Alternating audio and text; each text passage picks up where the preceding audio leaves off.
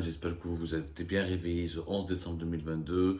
Et j'espère que la semaine, parce que c'est un début de semaine en Algérie, contrairement au reste du monde qui observe le week-end universel, mais en Algérie, c'est un début de semaine. Marhaba bekoum. J'espère que vous avez bien entamé cette semaine. Bon, hier, nous avons vécu une journée extraordinaire avec la Coupe du Monde. Ça va très difficile de développer d'autres sujets d'actualité. C'est vraiment historique ce qui s'est passé. Un pays arabe, maghrébin, africain, musulman, demi-finale de la Coupe du Monde. On a franchement du mal à y croire. C'est tout simplement extraordinaire. Il y aura Maroc-France. Waouh! Maroc-France. Qui aurait cru que la France va affronter l'une de ses anciennes colonies, ou là, un pays maghrébin et africain en demi-finale de la Coupe du Monde. C'est tout simplement hallucinant.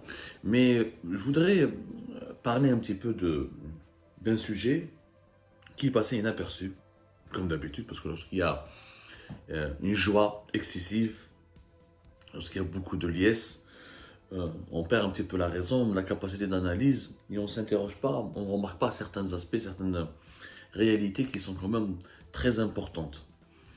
Le Maroc, c'est vrai que sur le plan footballistique, c'est une surprise. Personne ne l'attendait. Moi, je suis un amoureux du football, comme beaucoup d'amoureux du football et d'experts du football. Ya Rabbi, une qualification du Maroc au huitième de finale déjà était déjà inespérée dans un groupe très difficile où il fait la Belgique et meilleure sélection en Europe et du monde pendant de longues mois pour le classement FIFA, plus finaliste à la Coupe du Monde, la Croatie. Sur le plan purement footballistique, personne n'a parié 1 euro sur le Maroc, 1 dollar ou un dirham ou un dinar algérien sur le Maroc. Personne. Ça a été une surprise de la plus grande des surprises. Par contre, si on oublie un peu le côté footballistique, on cherche le côté technique et le côté ce qu'il y a derrière le football, parce que le football, ce n'est pas qu'un jeu, je l'ai expliqué 1000 fois. Derrière le football, il y a une économie, il y a un écosystème, il y a des infrastructures, il y a des centres, il y a des stades, il y a des équipes, il y a des ressources humaines, il y a toute une industrie, l'industrie du football. Et bien cette industrie du football est en train de se développer de façon phénoménale au Maroc.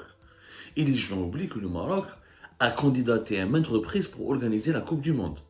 Et c'est pas rien. Le Maroc, il a investi énormément d'argent pour développer le sport et pour développer le soft power sportif. C'est-à-dire pour développer son influence sur la scène mondiale à travers le sport. Il a investi massivement. Et c'est pas moi qui le dis, c'est quelqu'un qui a connu l'Algérie à la fois et qui a connu le Maroc qui le dit. Vaïd Alilozic. Ce que Vaïd Alilozic a dit dans un long entretien, très touchant. Vaïd Alilozic, que nous respectons tous, y compris en Algérie, l'homme qui nous a qualifiés au 8e de finale 2014. On a failli battre à l'époque le champion du monde qui était l'Allemagne, qui a fini champion du monde en 2014. Vaïd Alilozic qui a qualifié le Maroc à la Coupe du Monde 2022, mais qui a été démis de ses fonctions pour des problèmes avec les autorités marocaines et la Fédération de football marocain. Il a décidé donc, il a été remplacé par Walid El Gragui durant les toutes dernières semaines avant la participation à la Coupe du Monde 2022. Dans un entretien fait SoFoot. SoFoot, un très grand magazine sportif, je crois France Football. Je crois que SoFoot, ils font des reportages, ils racontent l'histoire. C'est les à côté du foot. C'est pas l'actualité du foot en soi, mais c'est les à côté. C'est les dessous de l'industrie du foot. C'est l'histoire des grands matchs, des portraits très bien écrits. C'est un magazine. Franchement, des fois, on dirait que c'est de la littérature. SoFoot, c'est vraiment très sympa, il faut vraiment le lire. Alors, Vaïd Alilozic, qui a entraîné le Maroc, et qui a qualifié le Maroc encore une fois pour la Coupe du Monde 2022, parle dans une phrase, il dit une chose qui est très importante sur l'état de développement des infrastructures du football au Maroc. Vaïd Alilozic, quand tu entraînes un pays, il faut y habiter. Tu y vas tous les jours au bureau. Et le week-end, tu voyages pour voir des matchs. Au Maroc, ils ont le meilleur centre technique du monde. Au Maroc, ils ont le meilleur centre technique du monde. Largement, c'est phénoménal. Les terrains, le médical, l'hôtel, la piscine, le restaurant, c'est 5 fois mieux que Clairefontaine. Clairefontaine en France, c'est le centre national de l'entraînement des équipes nationales de France. C'est une pépite. C'est vraiment un centre très important en France. C'est là où l'équipe de France s'entraîne, où toutes les équipes de France s'entraînent avant de préparer des compétitions sportives. Ça s'appelle le Centre national du football. À Clairefontaine. Clairefontaine, c'est un pôle de formation les sports. Mais je suis dans la région parisienne, je suis c'est dans les Yvelines. Que Vaid Aliozic, qui est un grand monsieur, c'est pas un Algérien, Vaid Aliozic, c'est un Bosniaque, il a entraîné en France, il a été au Japon, il a été en Turquie, il a entraîné des équipes françaises, il a été là au PSG. C'est pas un mec qui dit n'importe quoi. C'est pas un mec qui dit n'importe quoi. C'est Aliozic, il te dit le Maroc, il a le meilleur centre technique du monde. C'est-à-dire que le Maroc, il est mieux équipé. Le centre national technique, c'est là où les équipes nationales s'entraînent. C'est-à-dire que la France, qui est champion du monde, pour Vaïd Aliozic, qui a entraîné le Maroc encore une fois, qui connaît bien le Maroc, qui a voyagé à travers le monde, il juge que le centre technique national du Maroc est nettement meilleur que celui où s'entraîne l'équipe de France, quand même parmi les 10 pays les plus riches du monde, parmi les 10 pays les plus puissants du monde, et champion du monde à 2 reprises. Ce n'est pas rien. Cela signifie que le Maroc a beaucoup investi, que les investissements sportifs et footballistiques du Maroc ont fini par payer parce qu'ils ont donné une belle équipe nationale, qui est un curieux mélange entre les Marocains issus de la communauté marocaine en Europe, notamment à l'étranger, comme l'équipe nationale d'Algérie, et des joueurs formés localement. Et les joueurs qui ont été formés localement. Et beaucoup de joueurs de l'équipe nationale marocaine sont revenus au Maroc alors qu'ils étaient nés à l'étranger pour se former, jouer au Maroc et revenir à l'étranger. Comme le cas du Yassine Bounou, qui est le gardien de but, l'un des meilleurs gardiens de but en ce moment au monde. Le Marocain, il est né à Montréal, il est venu à Casablanca, il a joué un petit peu au Maroc avant de partir en Espagne, devenir un professionnel du football. Et eux, ils ont beaucoup investi dans la formation et surtout dans la qualité des infrastructures. Ce qui a élevé le niveau du Maroc. Et je rappelle que les clubs marocains, la Champions League, ces 5 dernières années, se sont illustrés avec beaucoup de résultats positifs. Mais au-delà de cela, ce qu'on oublie, c'est que le Maroc a été candidat à maintes reprises pour organiser la Coupe du Monde. Depuis, le Maroc a été candidat pour l'organisation de la Coupe du Monde de 1994. Candidat pour l'organisation de la Coupe du Monde de 1998, candidat pour l'organisation de la Coupe du Monde de 2006, candidat pour l'organisation de la Coupe du Monde de 2010, il a tous perdu, et candidat pour l'organisation de la future Coupe du Monde de 2026. De 2026, le Maroc avait présenté un dossier qui était très ambitieux pour un pays africain, pour un pays arabe et maghrébin. Le Maroc, malgré toutes ces défaites de 1994 à 2010, il a continué d'investir, il a continué de s'améliorer et il a continué de peaufiner. D'ailleurs, le dossier qui a été présenté à partir de 2010, entre 2017 et 2018, bien sûr, le Maroc a perdu cette course pour l'organisation de la Coupe du Monde, puisque la Coupe du Monde de 2026 a été accordée aux États-Unis, Canada et Mexique. C'est une candidature commune. Les 3 pays de l'Amérique du Nord, les 2 pays de l'Amérique du Nord, plus le Mexique et un pays de l'Amérique centrale, vont organiser cette compétition. Mais le Maroc, il a perdu avec beaucoup d'honneur, encore une fois. Il y a eu un projet, il y a eu un dossier exceptionnel. Le Maroc a présenté plusieurs stades, si je ne me trompe pas, 14 nouveaux stades. Il a présenté un dossier de 14 stades dans 14 villes marocaines. Le Maroc a prévu un budget d'investissement de 3 milliards de dollars pour créer des stades futuristes qui n'ont rien à envier aux stades qui sont actuellement utilisés au Qatar. Des stades modulables, des stades fait Casablanca, fait Fès, fait Agadir, fait Tanger, fait Marrakech, fait Djedida, fait Meknès, fait Nador. Il n'y a pas que des grandes villes qui sont connues. Je dirais Casa ou la Marrakech, mais même dans les petites villes qui sont beaucoup moins touristiques, qui sont Meknès, qui sont Djedida, qui sont Nador.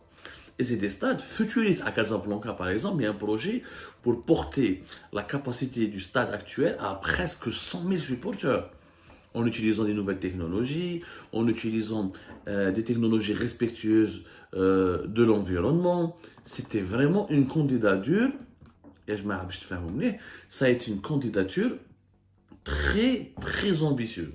Très ambitieuse.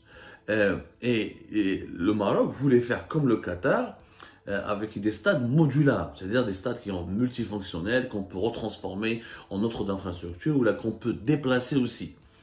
C'était ambitieux, et c'est le Maroc. C'est pas un pays riche, le Maroc. Je te fais mais il a de l'ambition. Le tout pour organiser la Coupe du Monde de 2026, le Maroc a prévu d'investir 16 milliards de dollars pour développer les infrastructures de transport, les aéroports, les hôtels, améliorer les villes, etc. Où ils avaient de l'ambition d'être un comité d'organisation et ils se sont portés candidats. Ils ont perdu, wesh, parce que la FIFA avait modifié un critère dans les têtes pratiquement dans le dernier virage dans la prise de décision pour désigner le vainqueur de la Coupe du Monde, pour l'organisation de la Coupe du Monde de 2026. Ils avaient modifié un critère technique qui était très important. Les critères, par exemple, que les pays organisateurs doivent sélectionner les villes où vont se disputer les matchs de la Coupe du Monde. Ils doivent être des villes de plus de 250 000 habitants, avec une capacité, ils devraient avoir un aéroport qui peut accueillir plus de 60 millions de passagers par an, avec des hôtels, avec une superficie importante pour les fan zones. Ils ont durci les critères techniques. Et quand ils ont durci ces critères techniques, malheureusement, le Maroc ne pouvait pas faire le poids face au Canada, face aux États-Unis, face au Mexique, qui sont des pays naturellement beaucoup plus développés, beaucoup plus riches et qui ont des villes beaucoup plus modernes que le Maroc, clairement. Donc le Maroc a été désavantagé. Mais un douche, les 14 stades, ils ne pouvaient pas choisir que des villes avec des aéroports de 60 millions de passagers de capacité ou là avec certaines infrastructures qui n'existaient pas encore. Mais lui voulait les construire. Il voulait les construire. Donc la ligne droite, il a perdu. Mais c'est à l'honneur du Maroc d'être ambitieux. C'est à son honneur. C'est-à-dire qu'ils n'ont pas notre gaz, ils n'ont pas notre pétrole en Algérie, mais ils ont de l'ambition. C'est un pays qui est rongé aussi par une partie de la pauvreté, par des inégalités. Mais le Maroc a compris qu'en investissant dans le sport, on permet toutes les infrastructures que le Maroc a construites. Il en a construit d'ailleurs, attention. Tu vois le stade de Marrakech, les stades de Casablanca, etc. Le Maroc a investi beaucoup. D'ailleurs, le Maroc est en concurrence avec l'Algérie pour la CAN, la prochaine CAN, qui est normalement en 2025. Et on verra si l'Algérie pourra tenir le coup là. On verra cette concurrence algéro-marocaine sera très intéressante. En tout cas, le Maroc ne voit pas que le football comme étant un simple défouloir, mais comme une véritable industrie. Où Vaidalolozich témoigne de la modernité des infrastructures.